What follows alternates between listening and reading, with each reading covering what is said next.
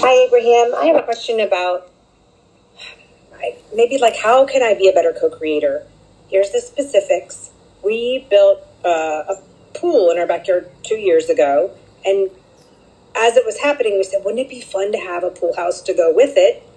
And it has been an exciting journey, but as we started to take steps to have it happen, it became clear to me that we all had different, my husband and I, who live here, and our 2 children, we all had our vibrations not going in one direction, and there's been a lot of weird stop and start, and feels like it's taking forever, and there's no real reason for it to be that way. We have the money, we found wonderful cooperative components. So what can I do to ease this project along, and how much of this is other people creating with me? So much of the creating that all of you are doing is about co-creating with others. And the reason that so much of your creation is affected by the others with whom you're creating is because you're scattered in your interests. It's like your bandwidths vary. For example, young children might like a slide into the pool. You might want a jacuzzi attached to it so that you can sit and relax. Someone who likes to dive head first into water might like a very deep pool, maybe even a diving board. Someone who is not really comfortable with swimming might prefer there to not be so much depth to it. We're talking about the pool. But the same is true of everything. So now you've opened the door to a conversation that we've tiptoed into a few times recently with you about bandwidth. In other words, Esther asked herself, as she was having a difficult time co-creating with someone, is this a language barrier? Felt like a barrier. Is it a cultural barrier? We said it is a experiential barrier. It is a vibrational barrier. Is it an age barrier? You're getting the sense of what we're talking about. In other words, someone who is in their 80s has a very different bandwidth than someone who is in grade school. You don't enjoy the same things. Crawling around on the floor is fun for one group and not for the other. Very literal, very rudimentary, very simple, very simplistic. We understand. We're wanting to get your attention to the fact that everyone has a bandwidth that is very much fashioned or achieved or gathered or culminated because of the way they are standing in life, the things that they are interested in. The old eHarmony advertisement said, we find compatibility. Well, the law of attraction finds compatibility. But what is the compatibility that it is finding?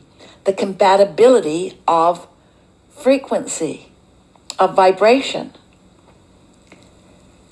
So, someone who is 10 years old, who gets a lot of pleasure from physical activities like climbing and running and crawling, is still finding the feeling place of satisfaction. And someone who is 80 or more is finding satisfaction in focusing, in interesting subjects, in physical activities too, but different in nature. But the compatibility is the emotion that is at the heart of someone who's focused upon wanted. And incompatibility is at the heart of people who are focused from whatever perspective that they are focused on unwanted things. If this group of however many there are of you 4 or 5, as you gather together and make your list of how you want to feel, what you want and why you want it, and the reason is because it feels good in this way and it feels good in this way, rather than why you don't want it, it feels bad in this way and bad in this way, the most diverse of groups can come together in absolute harmony. And when you do, when you collaborate, when one who is connected to this stream of energy that creates worlds collaborates or harmonizes or calibrates with another who is doing the same thing, your power is indescribable.